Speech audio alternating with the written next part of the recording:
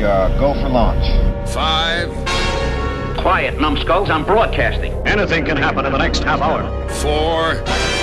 My friend, we cannot keep this a secret any longer. This whole thing is insane. 3. Quiet, please. I am analyzing. Where's the kaboom? 2. There was supposed to be an earth-shattering kaboom.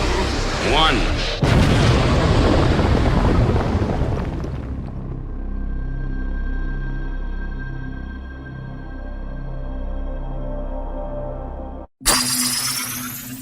Greetings, my fellow galactic travelers, and welcome back to Planet 8. This is your mission commander Larry speaking to you from our hidden base. Chief Engineer Bob is here by my side as always in the command center, and circling Planet 8 in our orbital spy satellite is Reconnaissance Officer Karen. And we are back with a very groovy sci-fi episode indeed. This go around we're going to be talking, and welcome back Bob, who was out I'm healthy again. For our Jason and the Argonauts episode. So I got knocked out by whatever that flu is going around. He is back. We're going to be talking about 70s sci-fi best of, and straight away let's kick to the satellite.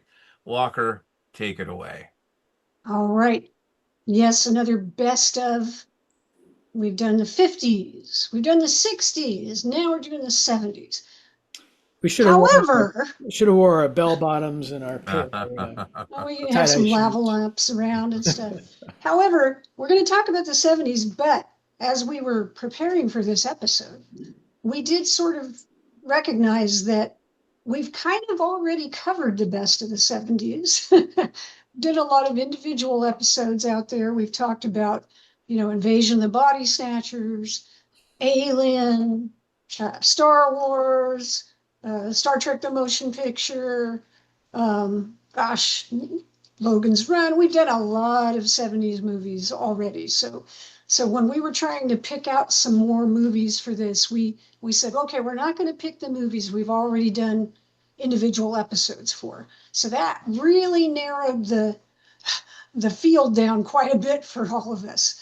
That's not to say that these movies that we've chosen aren't good movies, but they're maybe not, the top of the heap movies. So with that in mind, we're still going to be talking about the 70s, and the 70s were a time. Look, kids, if you weren't around during the 70s, the things you need to know is people were concerned about a lot of stuff back then. Surprisingly, a lot of stuff I think we're still concerned about. Things like, the environment, computers going crazy, lawlessness and all sorts of stuff that people were really worried about, the breakdown of society. It does actually sound a lot like right now. So anyway, with that, I will jump into my first film. And we're going kind of chronologically by which movie appeared first for us. The first movie I'm going to talk about is called Silent Running from 1972. And this film, it's not actually about a quiet jogger, Bob. Not running. There's no real running in the movie, is there? No, there's not much running at all. This film is very much it feels very, very 70s. And when I was watching it, I had seen it before. I'd seen it a few times before, but it's been many years. And when I was watching it, I thought, wow, what would a 15-year-old think of this movie? Because it felt super dated to me. Not that it was bad. It has a very heavy message, and they kind of hit you over the head with it. And it's about, we don't hear this word very much anymore, conservation. And so I'm not going to talk about the whole film. You can go out, you could look at YouTube, you could read stuff, whatever. But essentially, the earth became so polluted, it's in the future. The earth started becoming so polluted that the government, it's not really clear to me if it's just the US or international government. They launched into space these space vehicles, which are actually pretty cool looking. And it's Douglas Trumbull, the guy who worked on 2001, who's actually behind this movie. He directed it as well as did the special effects. But anyway, they launched these spaceships into space. They have these big domes, and inside the domes, they have these different ecosystems. So they have like forests and deserts and, every kind of ecosystem, because they want to like try to preserve them. And then maybe someday they can come back to Earth and, restart the ecosystems on Earth. But Earth is basically kaput, as far as having all this stuff. And so these big spaceships are wandering around out in the solar system with these domes, and it's pretty cool looking. And this one guy, there's like 4 astronauts on this one ship maintaining these things. And this one guy, played by Bruce Dern, he is like really, really into conservation. Like this is practically his religion. And so he's taking care of everything, he's maintaining it. And then they get a message. And the message is basically, we need these ships back to do cargo, which I'm not really sure, like, why? Do they have more stuff out in space? Maybe they're mining other planets. I don't know. It's speculation on my part. They need the ships. So jettison the forests and stuff and bring the ships back. And he kind of goes loco. And he takes over the ship, and then he starts running through the solar system with his stolen ship, hence the silent running. So it's all about a story of a guy who wants to save what's left of nature. And there's a lot of very kind of heavy-handed lessons about ecology and preservation of stuff, which for the most part, I would agree with, but the way they do it is a little bit overblown. But there's, like I said, there's some very cool spaceships in it, because Douglas Trumbull made this movie, and he wanted to direct a film. And so this is the film he got to direct. However, the film did not do very well. And I think this kind of might have hurt some of his ability to direct later on. But in any case, it looks really great. It's visually very appealing. There's also some robots in it that are pretty cool looking. They actually hired some folks who were amputees. And so you have these little robots who are walking around on these little clawed legs, and he names them Huey, Dewey, and Louie, and they assist him. And so those were sort of predecessors of R2-D2 in a way. And, it's an interesting film. I think it's definitely worth seeing. I think it probably doesn't play as well today as it did in the 70s, just because it is so very 70s. And you also have Joan Baez on the soundtrack. So you get 2 Joan Baez songs. So depending on whether you're a fan of Joan Baez or not, that may also influence you somewhat as to whether you enjoy this film. But in any case, if you wanted to see a film, if you said, show me a science fiction film that really represents the 70s, so you could show somebody Silent Running, because it encapsulates a lot of the mood of the 70s, I think. That's interesting. Interesting pick, Walker. And for those of you that weren't alive during the 70s, there was Watergate. There was the Cold War. We'd gone to the moon. I mean, there were these highs and lows. The Vietnam War was going on. And there's gas rationing. Yep. It was a very odd decade that ends with disco. So it's just a very strange, and a lot of the dystopian films that we've talked about and covered here on Planet 8 were kind of those, like Karen had said, we talked about a lot of those films. was there hope for the future? What was that future going to look like? Were we going to continue to go to the moon? Were we going to solve this war? Um, so these films kind of are representative, obviously, of that 70s decade, but not to get all into it. Bob, why don't you share with us your pick, your first pick? Well, Put the peepers on. was that on the X-ray specs? My first film came out in 1975. It's a Roger Corman spectacular. We're talking Deathrace 2000. Good pick. And Deathrace 2000,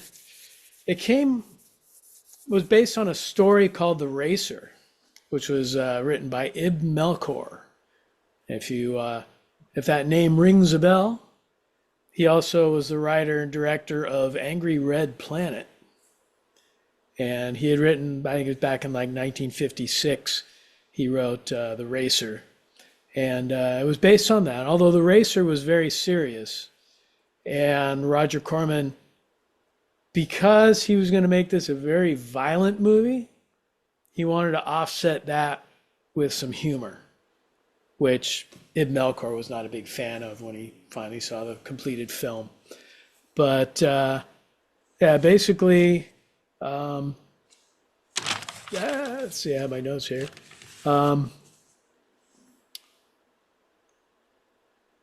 He had basically Robert Tom wrote the screenplay, but it was like over the top comedy. Not like the finished product wasn't, but it was like way over the top. So he brought in Charles Griffith to rewrite it.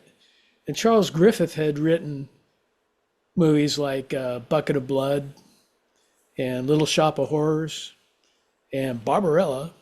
So he kind of had that sci-fi comedy down. So he ended up rewriting it. And basically the movie is about a Trans-America road race between 5 racers, because that's really all they had the budget for, because no CGI, they had to actually build cars. So it's 5 racers, and the main racer is David Carradine, plays a character named Frankenstein. And that was basically, he had gotten in supposedly so many accidents and kept getting put back together again, and he took on the moniker of Frankenstein. And then Sylvester Stallone was in there as Joe Machine Gun Viterbo.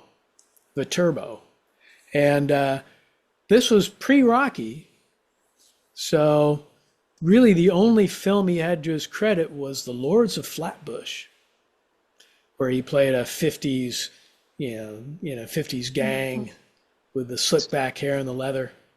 Does anyone know another member of his gang in that movie that became very popular? Henry Winkler. Henry Winkler, the Fonz.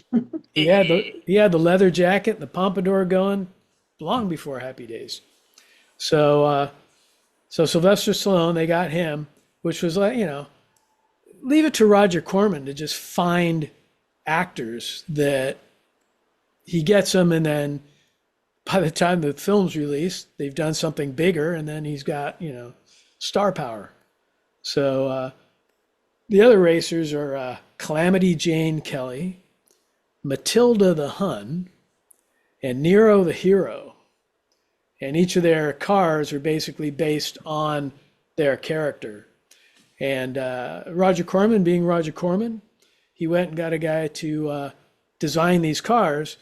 And then he went out and found the cheapest cars he could find, which is basically Volkswagen Bugs, and had the fiberglass body put on these Bugs. And so they didn't go very fast, so they had to kind of undercrank the film so it would look like they were going quicker.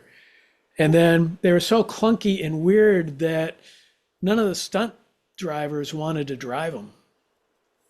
So Carradine and Stallone actually did all the driving stunts in their cars. And you had Mary Warrenoff, who played Calamity Jane Kelly, did not know how to drive. So all her scenes were shot on the back of a flatbed truck. They just put her car on a flatbed truck, had her sit in it, and then they shot from there, and you can see the background, going as it supposedly is driving.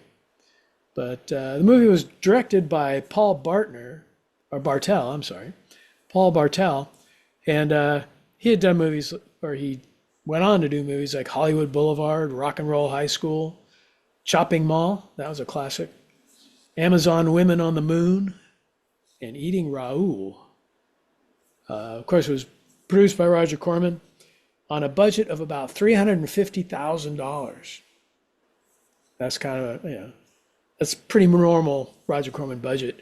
But it went on to make like $14 million at the box office. So even though $14 million is not a lot of money for a movie, because it was only made for $350,000, it was like a big hit. And supposedly, Corman wanted Peter Fonda in the lead role as Frankenstein. But Peter Fonda read the script and said, that's too ridiculous. I don't want to do it. So he got David Carradine, who was coming off of Kung Fu. And he wanted to do a movie that would be the exact opposite of his peaceful monk character from Kung Fu. So he was all into it. But supposedly, he was a real ass, too, on set. So Corman wanted to replace him. I'm shocked. No. Corman wanted to replace him with Lee Majors. Now, can you picture Lee Majors? Oh, my God. As Frankenstein in Deathrace 2000? So luckily, Carradine kind of made the peace and smoothed everything over, and so he stayed on the film. But, it's basically, the whole premise is, like I say, a transcontinental race, but you get points for running over people. And how many points you get are based on the kinds of people that you run over. Like people in their, from 75 to 85, that's like the biggest points. That's like 100 points. Babies are about 80 points. And then, women are about 30, men are 50. So it's like, the idea is to run over and kill as many people as you can as you go on the race. It's kind of backwards because like the old people aren't, and the babies aren't very mobile. You can hit them easy, but like younger people can move around a lot. They'd be harder to hit. You would think. Well, I mean, there's one scene where it's like it's like a nursing home.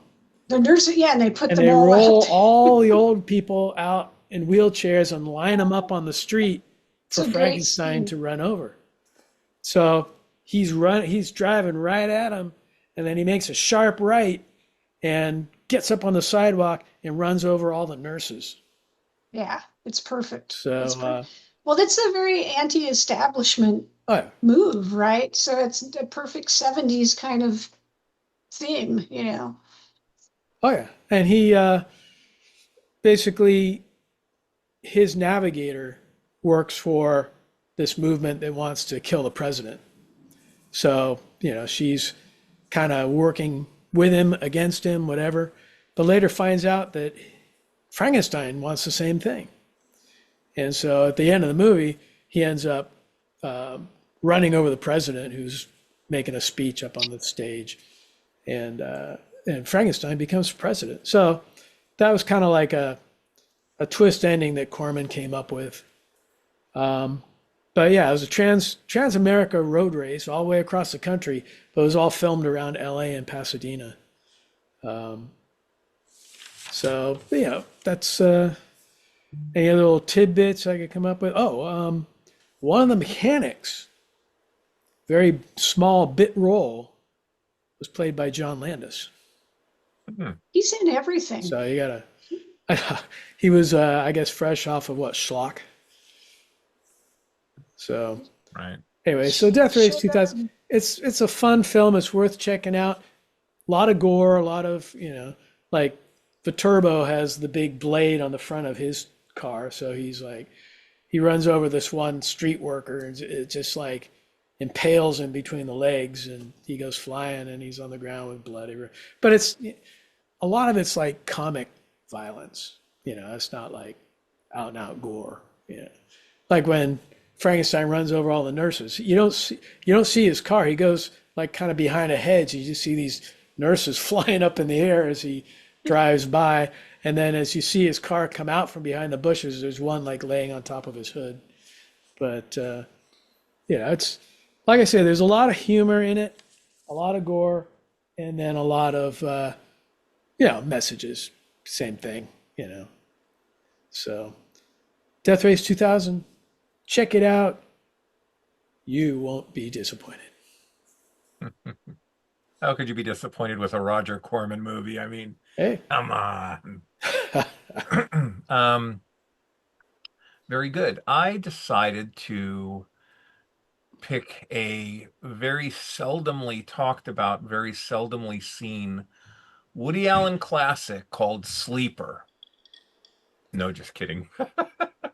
Although that is a 70s sci-fi. That had a Volkswagen in it too. I was going to say, Bob, that there was a Volkswagen in there as well. Right. It was like the only car that would still start after hundreds of years or whatever in the future it was. Oh, good. I almost picked that, but I thought it would be too silly, and I don't know. Maybe in one of our Road to the Apocalypse, we'll wind up as the robots. Sleeper. Sleeper. It's Sleeper or Bananas. Take your pick. Anyway, my pick came out in 1972, and in the 70s, George Segal was in my mind like Tom Hanks. He did comedy, but then he did some drama, and then he did this and that. And there's a lot of films that I really love. The Black Bird, which is a comedy continuation of the Maltese Falcon. He played a cop in the movie Roller Coaster, and there was this criminal, disturbed person going around blowing up roller coaster rides randomly, and there's all this anxiety. Wasn't that movie in Sense-Around? Something like that. Yeah, because they did like Earthquake and Midway, and I think Roller Coaster were the three Sense-Around movies. Yeah, good memory, Bob. Yeah. But anyway, I picked a movie that was based on a Michael Crichton novel called The Terminal Man. And so George Segal has these seizures. There's like, this disease that he has. And his doctor is going to help him through this technique, kind of like mind control. They put these electrodes into his skull. So, they shaved his head and did the procedure. The thing is he would have these like epileptic seizures, and it was kind of like a Jekyll and Hyde. I'd never seen this movie before, and I picked it because I'd never seen it before. And as I was going in the chat saying, "Oh, I picked this movie," everyone's like, "Oh, I remember that movie," and I'm like, but Michael Crichton had written the movie or the the novel, and movies like Coma had come out, and it was about the medical industry and humanity, and so he gets his fix done, or so they think, and there's this little peephole that they open to talk to him while he's recovering from the procedure or whatever. And they had explained to him, this will help control the animal or the evil part of your personality. And what happens is mayhem, whenever there's experimental 70s surgeries to be had, his body adapts and understands that the seizures cause the evil personality, and so the body creates more and more seizures, and it's timed like every 17 hours or something like that. So he'll kind of be okay, and he'll be like, "Oh my God, I need help," and then turns into his Mr. Hyde persona. And it was interesting to me. His first kill was his girlfriend who helped him escape, brought him a kit to help him escape, and one of the kits was a disguise. He's bald, right? George Siegel, he had this beautiful head of hair. I mean, very, and he's bald, and it's this very very weird blonde wig that you'd think would be like, in a comedy or something. But and then when he freaks out, he kind of reverts to this like child kind of, not voice, but he's in pain, and so he does this weird like kind of like grunt, I usually do that when I'm in pain. which kind of threw me off too. And I'm like, well, I guess that's a choice. And so the thing hits him, and the doctors, oh, before I get into the doctors, um, Mr. Atoz played a priest in this movie. Oh, Ian Star Wolfe. Trek connection. Yes, yes. Woo. Mr. A to Z, Mr. Atoz. Also, from John Carpenter's The Thing, Richard Dysart, who played Dr. Cooper, Oh, yeah. and Donald Moffat, who played Oh, true. Gary. Gary. Gary. And not only were they in the movie, they acted together. They, had scenes Ah, and stuff. So that was like really fun to watch that. Um, anyway, back to poor George Siegel. Um, I can't remember who the director was. You'll have to forgive me. Just Google it or chat we'll GPT or roll with it. whatever. But he made very specific decisions. It reminded me. So he's killing his girlfriend on a waterbed, and he's like, "Eh." That's 70s for you. Yeah, and so there's blood Very. squirting out of her, and she's like, "Ah." They kind of slow mo it, but then there's water squirting out because he's like a machine, and so instead of just stabbing her, he stabs in a line, and so he comes off the body and starts stabbing the waterbed. So water's like flying around with the blood, and I'm like, okay, that's a decision that they made. That's a choice. But the disturbing part was not. There was a good amount of blood. Was not the killing. It's like, I can't do it justice. You'll have to watch the movie just to hear George Siegel flip out. Now I am. He Just for that. and so once he does the killing, he reverts back to not even himself, just a calmer version of himself, and he's trying to look for help. And so this his psychiatrist, she's concerned. She's talking to the police and the authorities and trying to explain what they did to him. And he goes to Mr. Atoz, the priest, to ask for help and forgiveness. And he's like, "Well, my son, let me in." He goes, It sounded like the Attack of the Killer Tomatoes when the tomatoes would go on the rampage and they're like, "Zzz." Anyway, poor Mr. Atoz, they did not survive. The movie ends. There's other killings and stuff, but the movie ends, and again, it was a choice. There's a funeral, and it's for a child, so they have a child's casket with the kid's picture that he has nothing to do with whatsoever, and he's walking around the cemetery, and he jumps in the kid's grave before they put the casket in it, and blonde wig shining in the sun, and the cops come in a helicopter. Spoiler alert.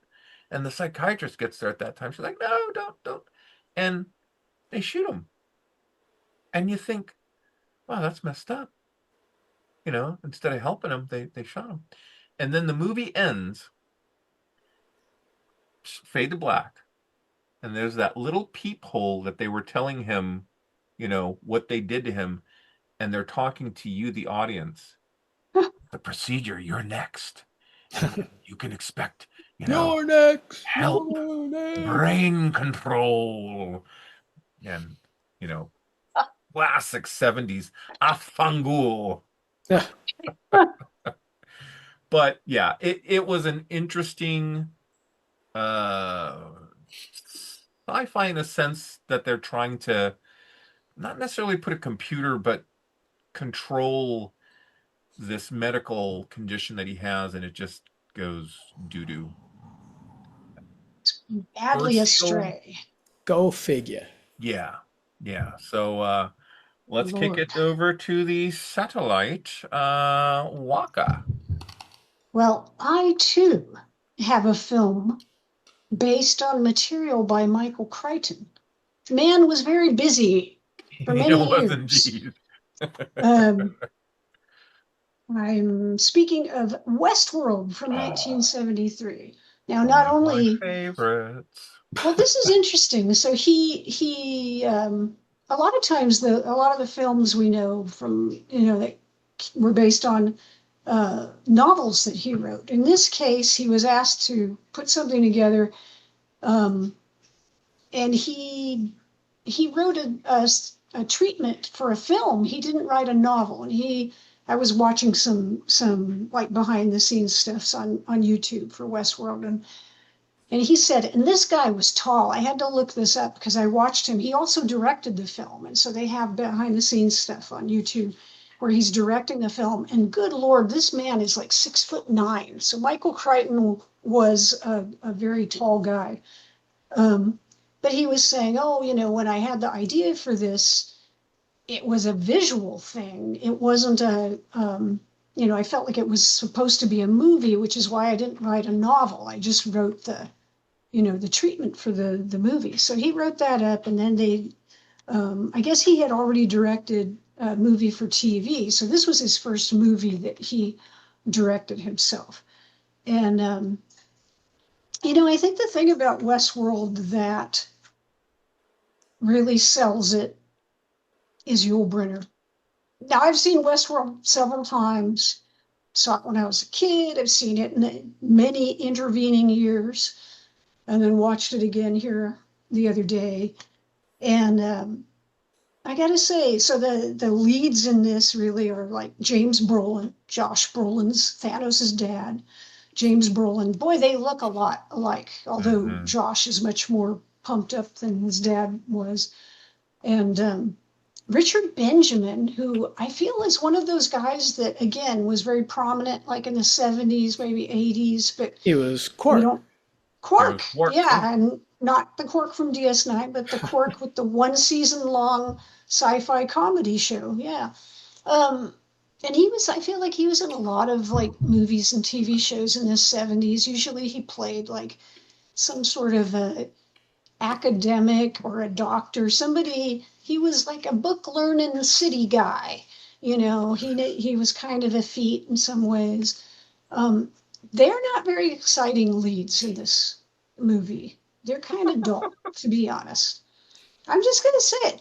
You know what's exciting? Yul Brynner walking around ready to kick your ass. That's what's exciting. Yul Brynner is the Terminator, essentially, in this movie. And many years before Terminator was made, the story, pretty much everybody knows it. You can go off to Westworld. There's also medieval world, and there's Roman world if you just want to have sex all day. So there's these three worlds, and you pay $1,000 a day. Why would you go to either of the other ones? I'm telling you. Well, hey, everything gets boring after a while, Bob. So if you want to kill people, you go to Westworld, or if you want to, you can do that in medieval world too. You just use swords there. But you got these three worlds, you pay $1,000 a day, you have your little fantasies. The robots are there. They're all robots, but, they're indistinguishable, except their hands are blank. They don't have, fingerprints or anything. Oh, it thinks I'm raising my hand. So if you really want to know which ones are which, you have to run around with a stamp pad. That's one way to do it. Here, just put your hand on, roll your thumb.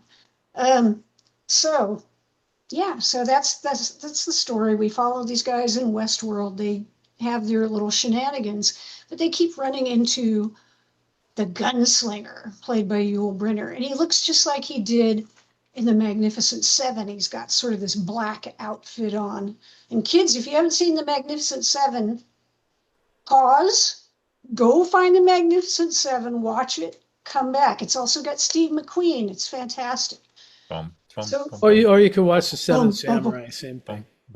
well, but Seven Samurai is great too, but it doesn't have Yul Brynner and Steve McQueen. They're both great. We love both of them. I I will am say great. this, You are Walker. great. It was an immersive world. So if you went to Roman world, they gave you all the clothing and regalia Mhm. for, that world. And so Right, Westworld, they're dressed up as cowboys, right.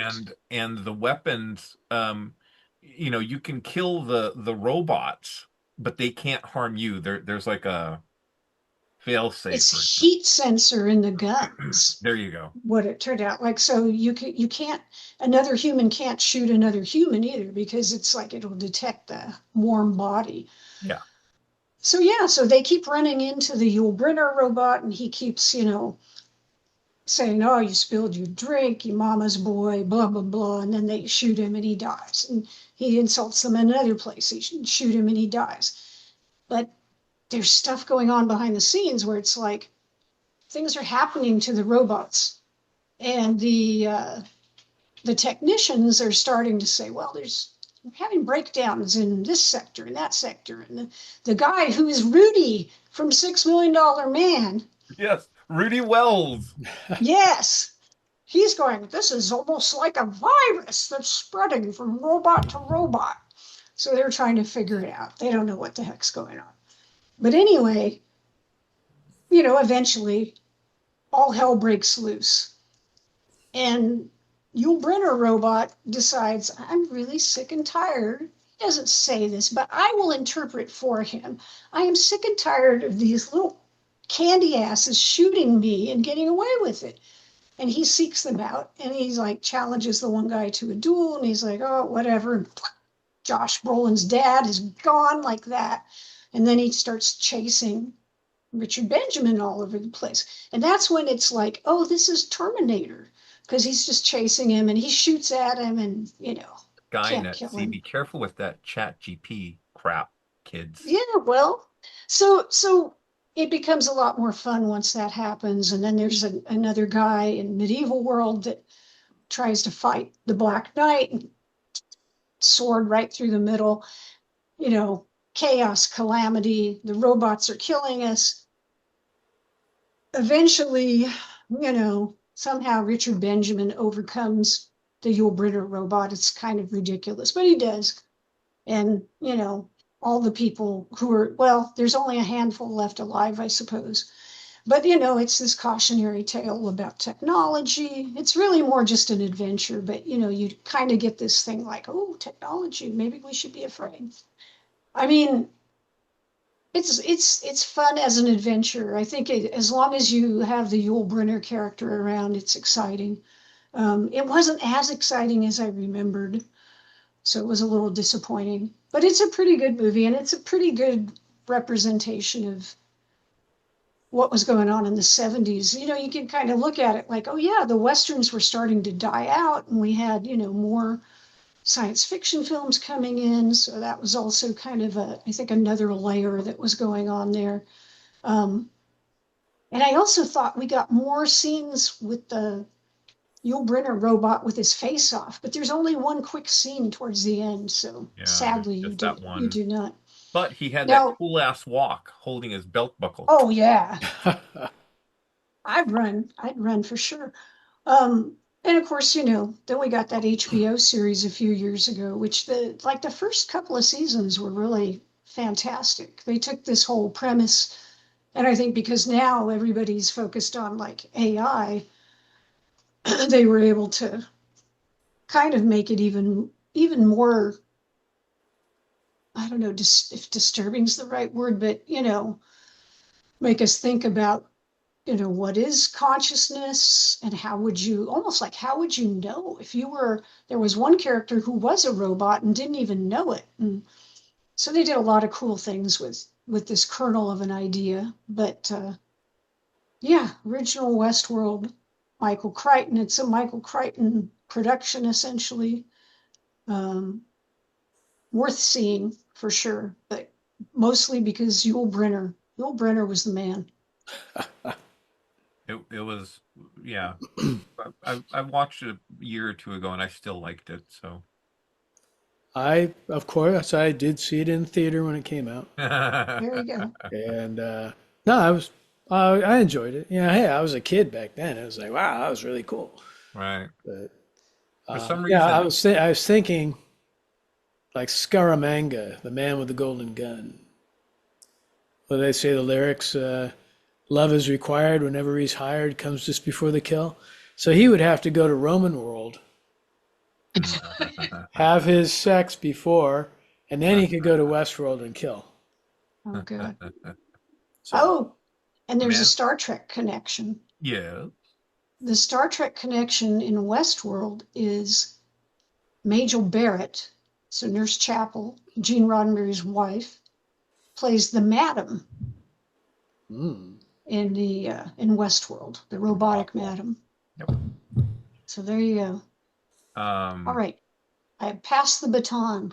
The man with the golden gun and the third nipple. So there you That's go. right. Yeah, that was gross. Yeah. Jasmine's mother Christopher is on Lee. Make sure to check out our Christopher Lee Dracula episode.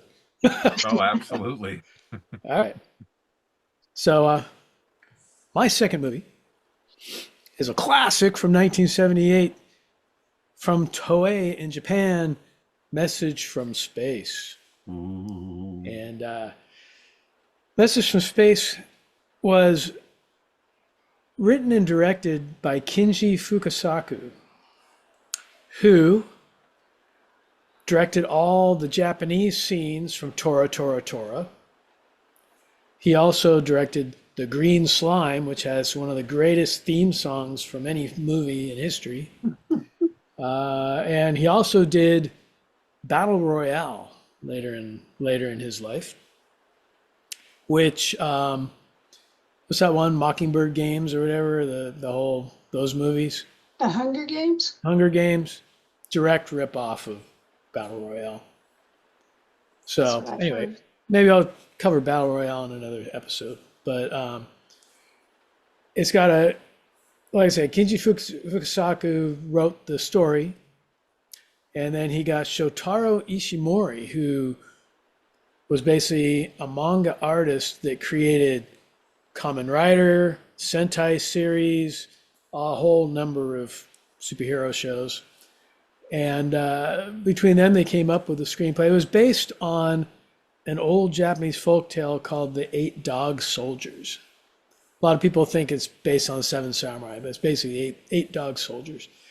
And what happens is the Jalusians are in war with the Gavanas Empire and not doing too well.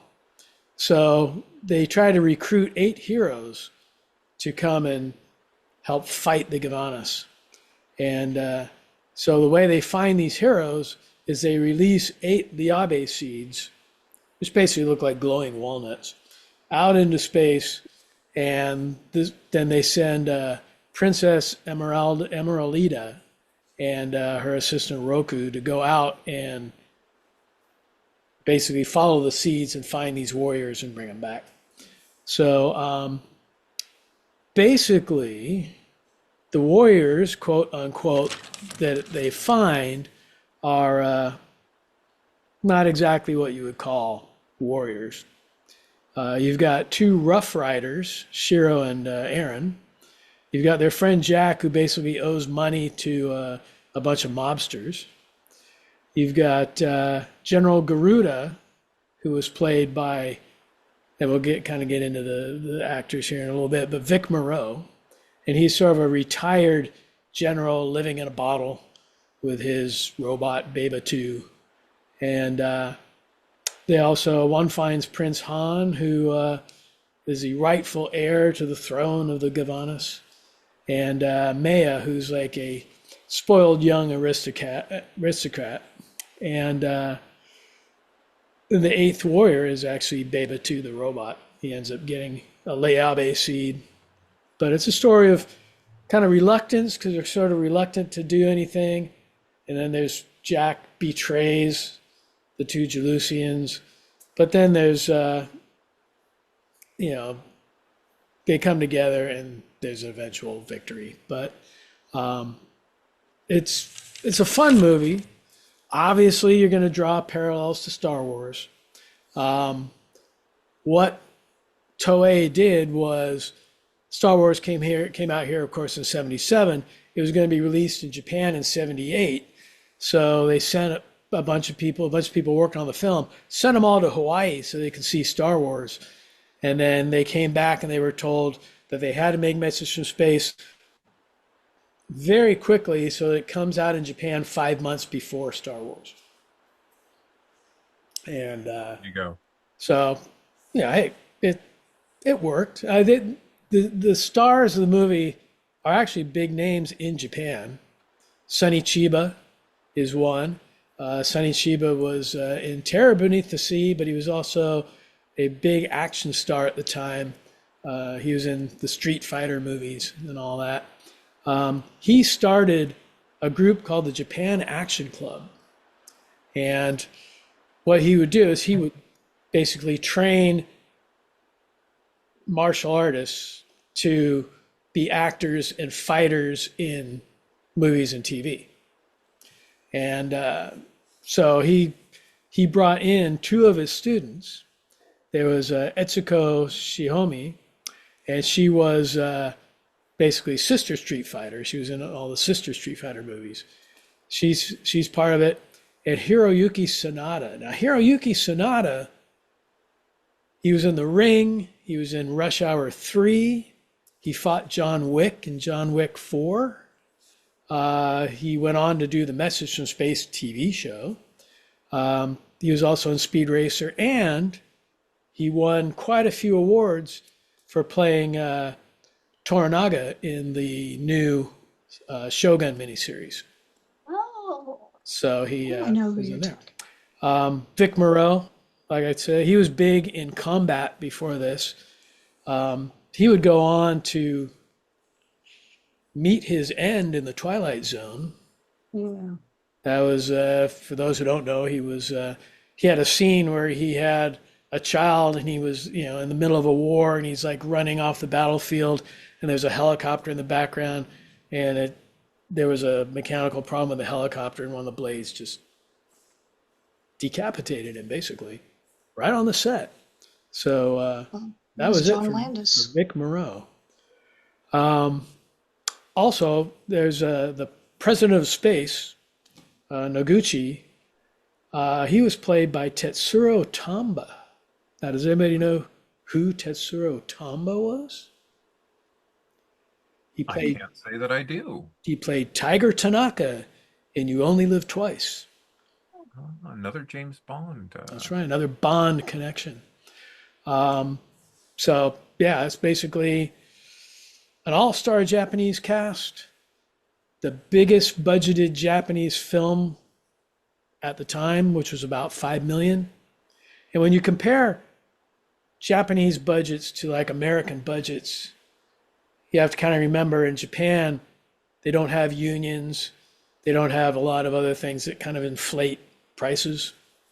Ed Gazazeski and I were talking to Shusuke Kaneko in the lobby after they showed his movie Gamera 3. And we were saying how all the budget was up on the screen and all blah, blah, blah.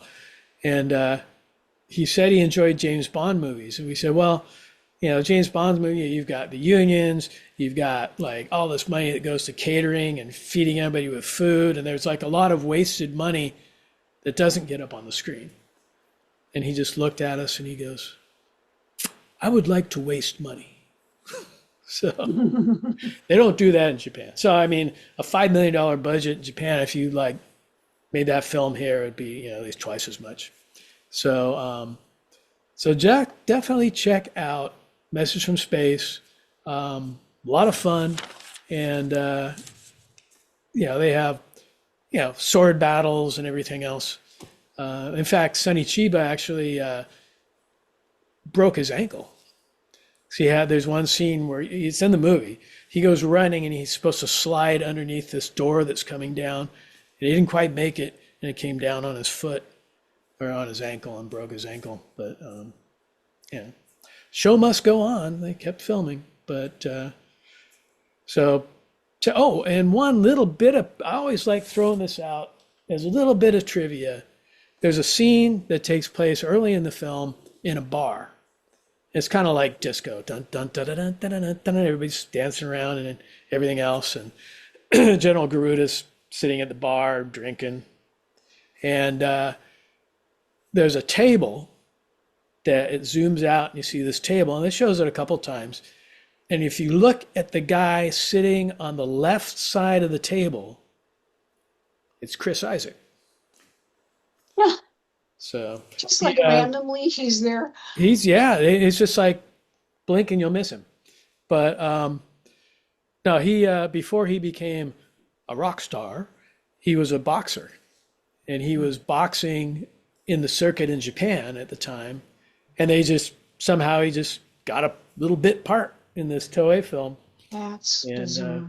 That and is. it's sitting at the table, and he like mouths some words like he's talking to somebody and has a little drink and stuff. But it's kind of hard to miss him though when you know he's coming. So keep an eye out. If you ever see Message from Space, you'll see Chris Isaac. Nice. Thank you, Chief. Yep. Those of you listening, I really do regret now not picking Sleeper. At this point, somehow we're going to have to fit that in. Okay, pause the recording. Larry's going to go watch Sleeper, and then we'll come back. Just that whole robot scene. Anyway, have you ever asked yourself, what was the first movie that Nicholas Meyer of Star Trek II fame directed? Wonder No More.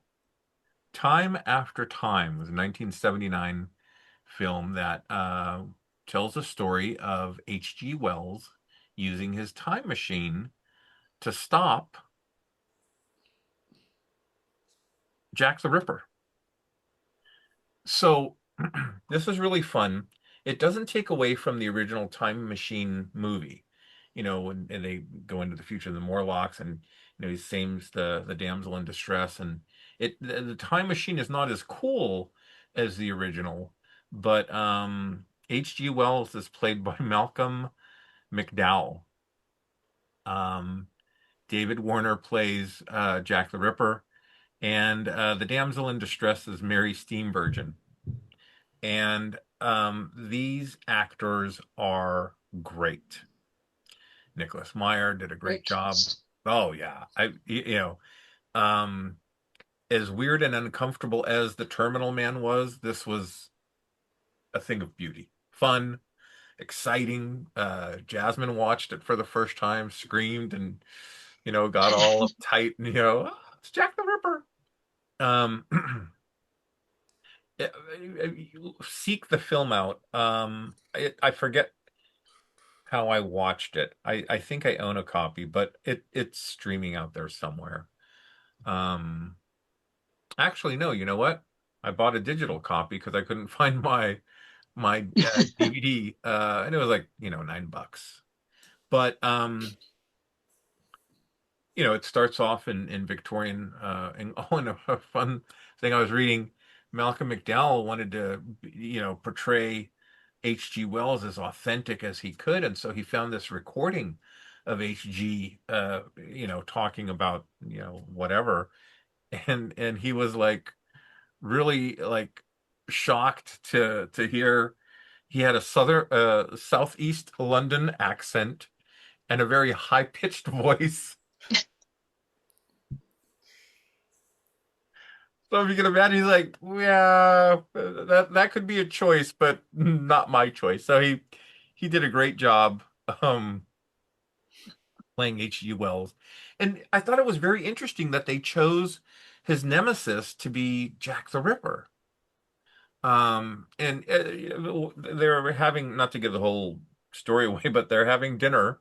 The film starts with them having dinner at H.G. Wells' place, and he's saying, "Oh, well, I've created a time machine," and they're like, "Oh, H.G."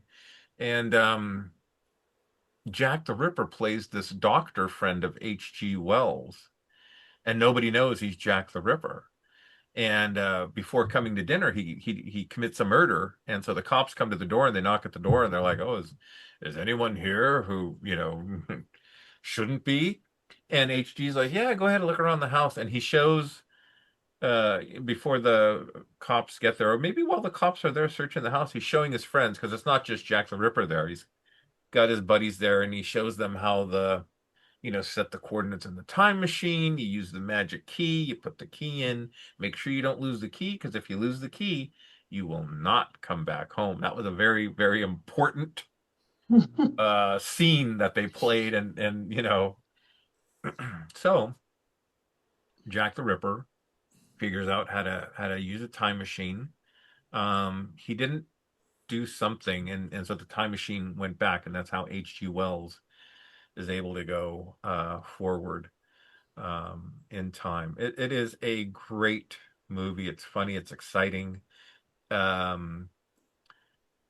can't remember how they explained H.G. Wells going from London to San Francisco, but he winds up in San Francisco and meets Mary Steenburgen, and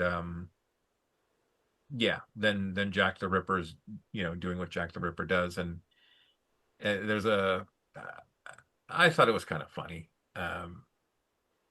H.G. Wells is trying to warn the police that Jack the Ripper is out on the streets of San Francisco, and he doesn't say Jack the Ripper. He says the killer, because they said, "Oh, geez, first the Zodiac, now we got a new killer."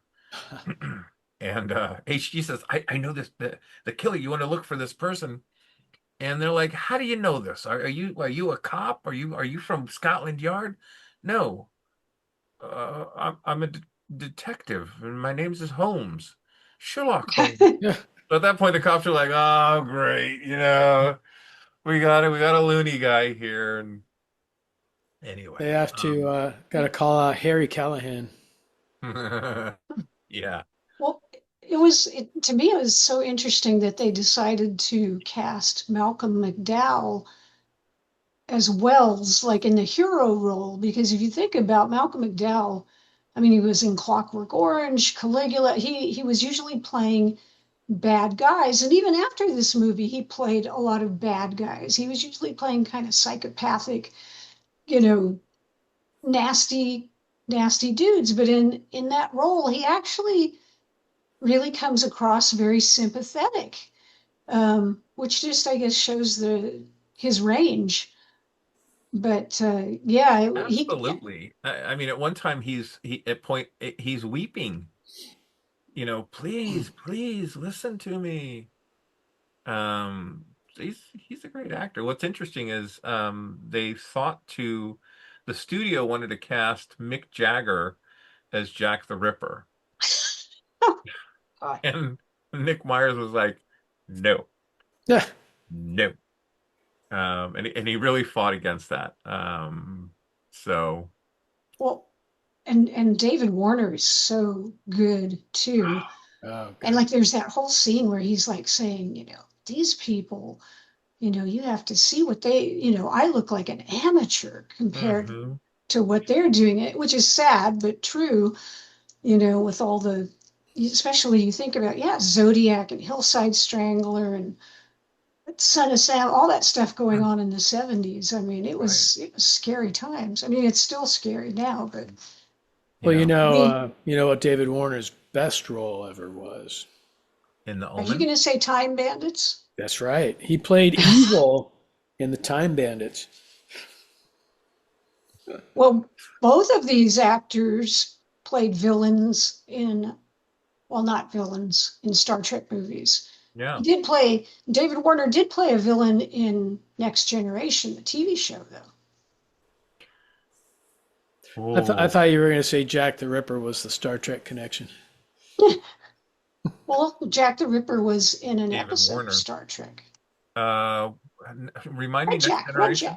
Jack. So in Next Generation, in Chain of Command, the 2-part episode, he was the Cardassian with the 4 light. There's, Four Lights. You're right. That was yeah. him. God, that's a good episode too.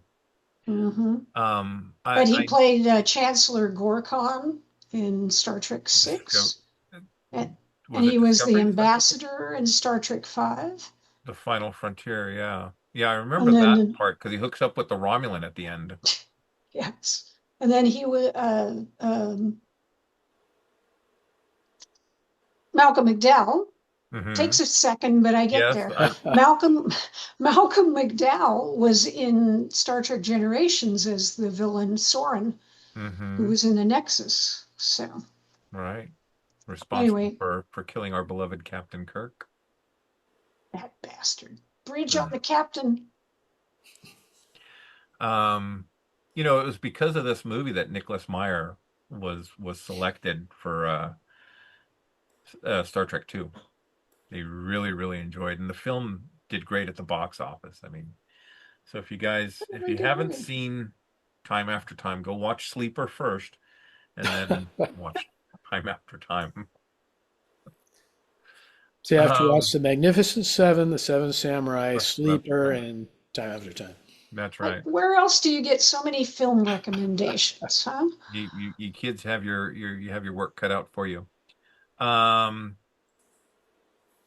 Look, if you're listening on Spotify or Apple or Podbean or whatever, we appreciate that. Please continue listening.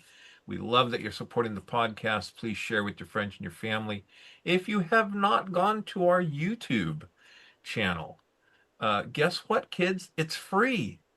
No, buy this. No, we don't have any ads for products or anything like that. So it's a nice watch. You're going to see some cool stuff in just a few minutes. Every episode, we have a sensor sweep, and we have some cool stuff. Bob and I are clean shaven, sometimes with glasses, sometimes without. You're never going to know. So go to our YouTube channel, like, subscribe, please comment. We love to read the comments. Appreciate it so much, and share with your friends and family. You're on a long trip or you're at home and nothing to watch on TV. Just throw up good old Planet 8. We're always there, and we'd love you to check us out on YouTube. And we're up to 709, I think, last time I looked. 711, I think. 711. Yeah. Lucky number. 711. So, we just recently had our 700th subscriber to YouTube. And they got the famous Planet 8 No Prize.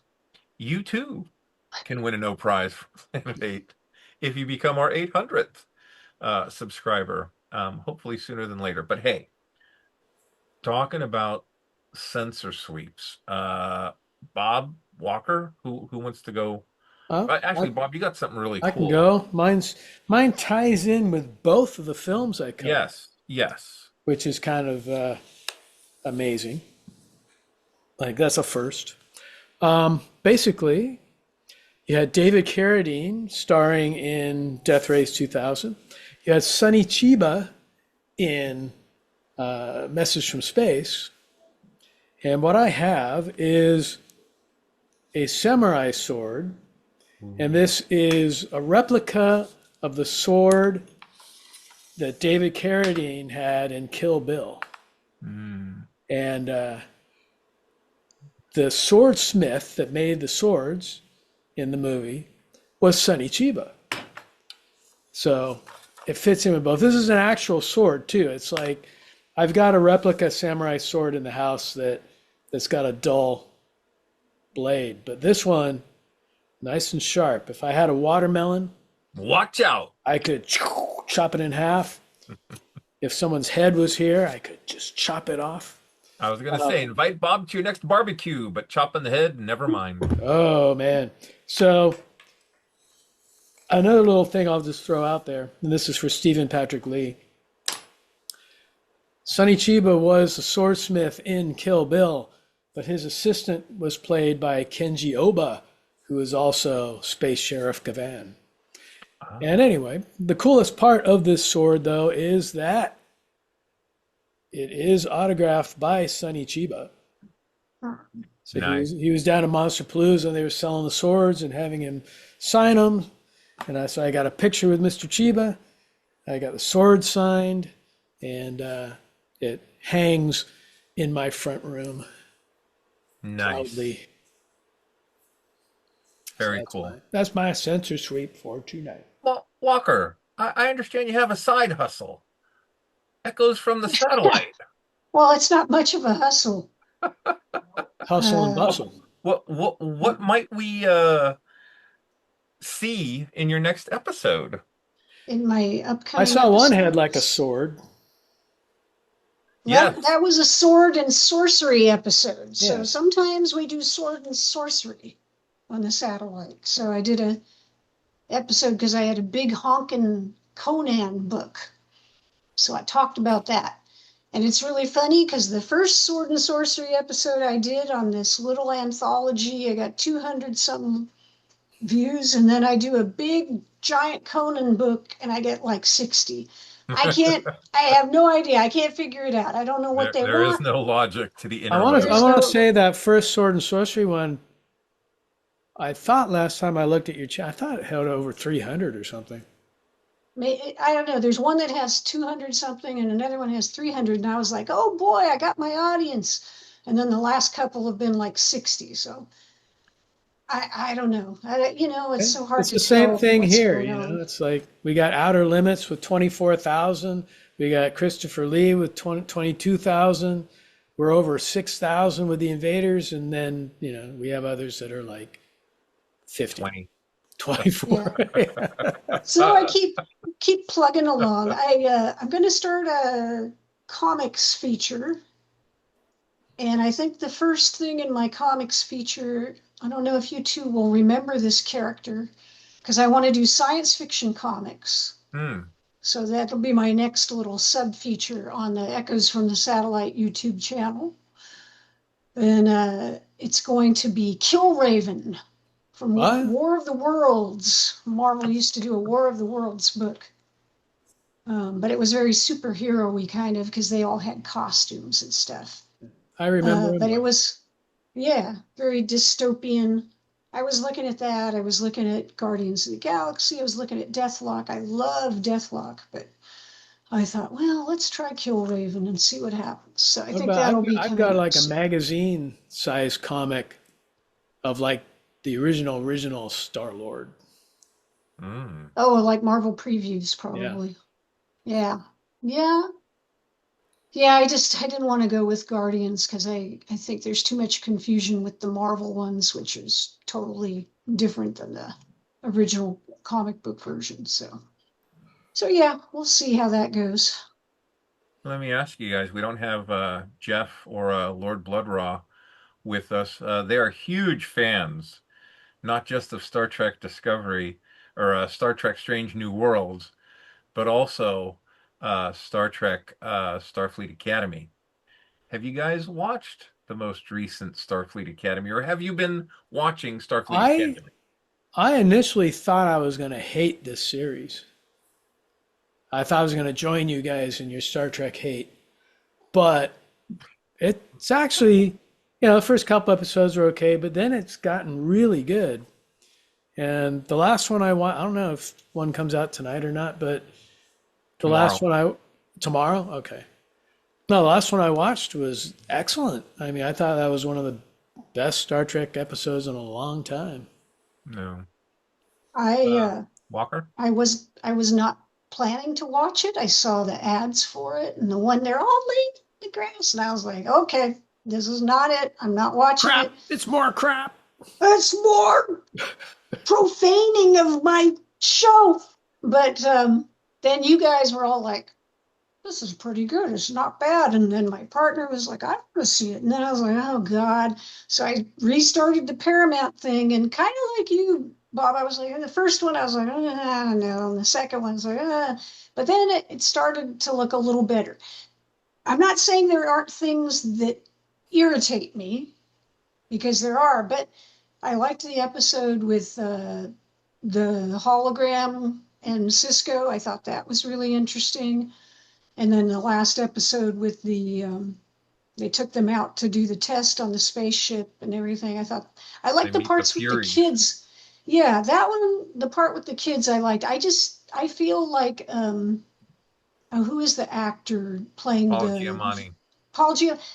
That character's so over the top. It's like Harry Mudd and I don't know who. Yeah, It's just too much I for think he's me. got potential, though. I think Like evil Harry Mudd. we'll see what happens when he comes back. It fascinated me that I like the character. The actor. I don't know a lot of his work, but yeah, I'm familiar with the name. A Klingon Tellarite. How did that happen? Do you notice that everybody on that show Everybody is half breathes. something? They're all mixed. It's Well, I don't know if they're I'll trying to tell make you a something. comment. To me, it shows that we really do learn to get along with each other and then get it on, uh, if you will. Look, I'm of mixed descent, and so Well, yeah, yeah. you know, I I mean, the but beta Zeds are humans. 100% beta Yeah. Z. So there's, the And then holograms 100%. the starship that they go on to try to repair, it was called the Miyazaki, That's right. with a nice little nod to the creator of things like Spirited Away and Princess Mononoke and all the Howl's Moving Castle, Totoro. They have a lot of nice little Easter eggs throughout. Yeah, I just want them to focus more on the story and do Well, good science fiction. kids, I'm going to share something with you from the Keikos and Walker story history. There Oh was a boy. Star Trek that came out after Voyager called Enterprise, Oh, and here they we would go show again. these commercials of Is them this my beaming. Batman versus Superman? Well, there's a beginning, middle, and end of the story. So they didn't have transporters, or at least it wasn't perfected to the point that they could beam humans. So they'd take a shuttle up to the ship, and they'd strip down to their undies, and they'd rub this blue gel very slowly. It wasn't It's like, still stupid. and Walker was like, oh, just sexualizing my Enterprise, and I'm like, but Uhura had such a short skirt. Oh, but no, that. Well, Uhura did the that naked dance in Star Trek Five. That That was Walker didn't stupid like that too. either. So a couple years ago, Walker's like, oh, I started watching Enterprise and I really like it. And I'm like, what?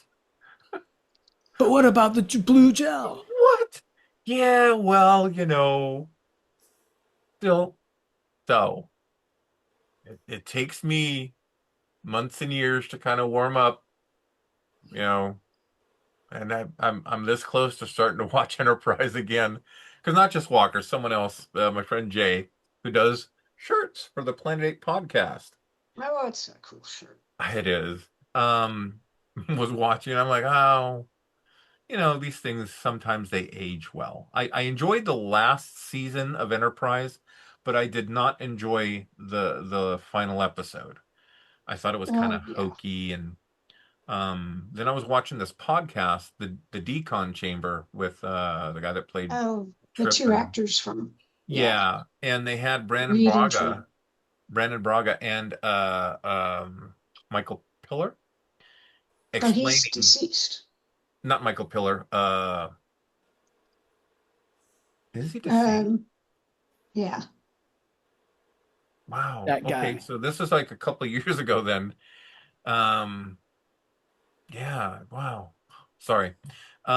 Explaining, the thought on Enterprise, and at one point in time, not to steal from their podcast, but it went from like syndication, like the Next Generation, and Deep Space Nine was syndication, but they're thinking about creating a network. They're going to do UPN, so then Voyager launches UPN, but then as Voyager's finishing, the CW is going to come into effect because they're purchasing from Warner Brothers, and then anyway, there's all this like stuff.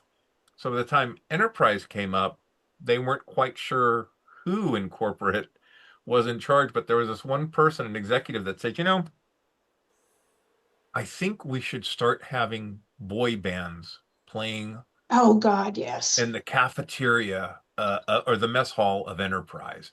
And every week we'll have a different, because Smallville would play all these, Hmm. songs by modern, and it was, and I'm like, Well, Buffy was doing that too at the time. bringing in, They'd well, have bands and stuff.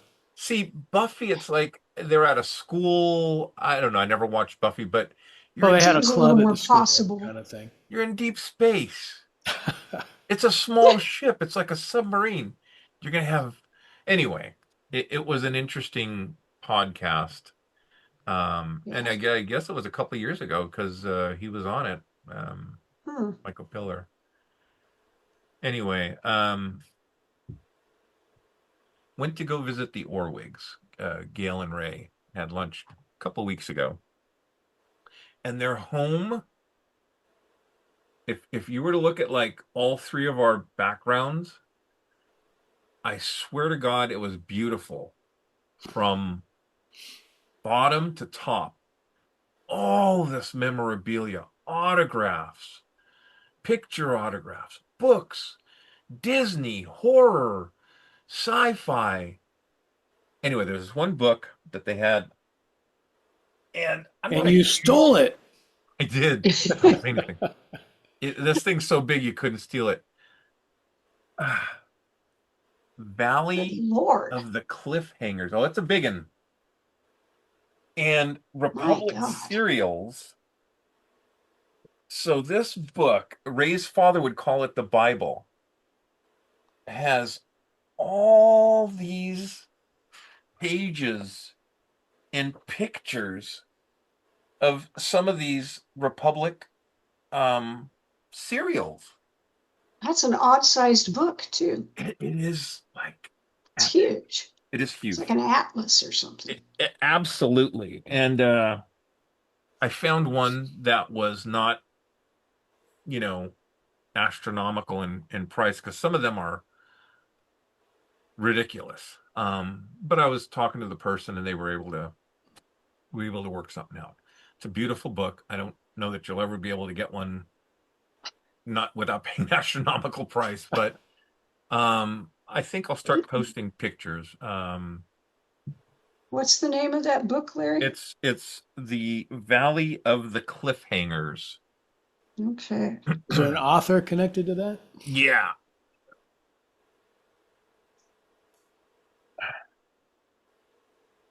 Sorry. It's Ray Orwig. It's in here somewhere. Jack Mathis, Mathis. And the cool thing is Ray and Gail did one of their books, Walking in the Footsteps of Cereals or something like that. I'm probably butchering the title, but it's a great book. I haven't finished going through it. The other thing I got some posters, replacing some posters that we lost in the fire. Um, I got a thank you card saying, bonus poster. My gift, thanks, Jim Zippo. Find him on YouTube. He'll work with you as well. I believe he has a Facebook presence, Zippo. So I replaced my Frankenstein, Dracula, the original posters, Wolfman, and the Mummy.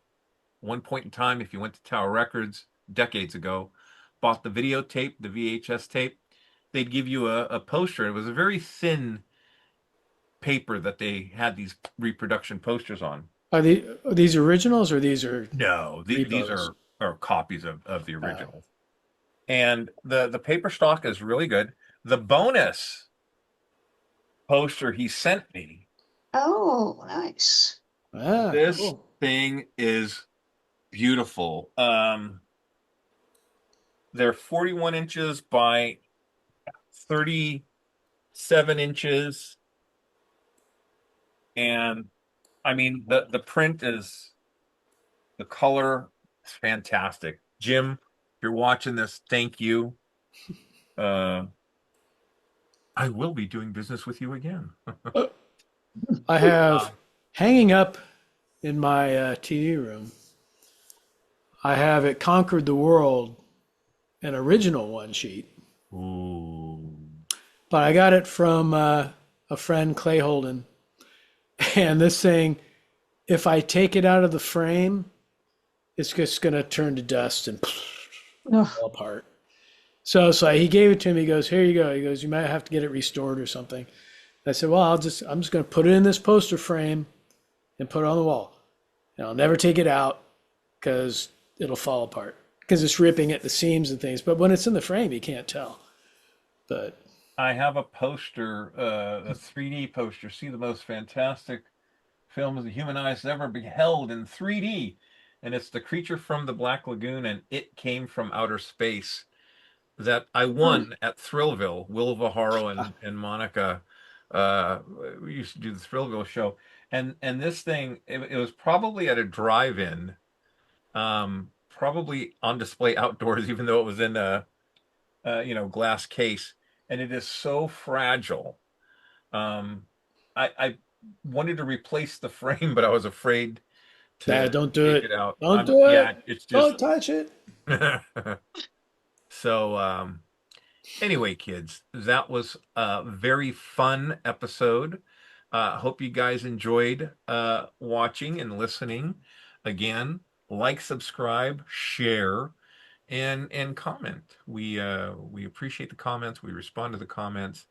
And by God, we're going to have a party like nobody's business when we get to 1,000 subscribers.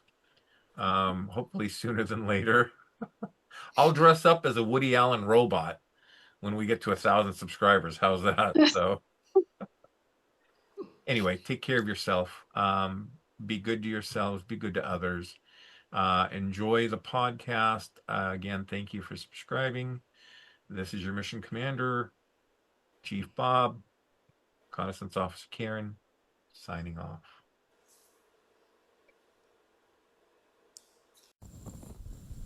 On that note, this will conclude this transmission from Planet 8. We would like to thank all of our intergalactic audience for listening. Be sure to head on over to our website at www.planet8podcast.com, where you can get more information on this episode's topic. For more conversation, find us on Twitter at Planet8Cast. Or on Facebook at facebook.com/Planet8Podcast. We want to thank you guys for tuning in each and every episode. We look forward to your input and opinions. Until next time, this is Planet 8 signing off. End transmission. By George, he's got it. It is the end.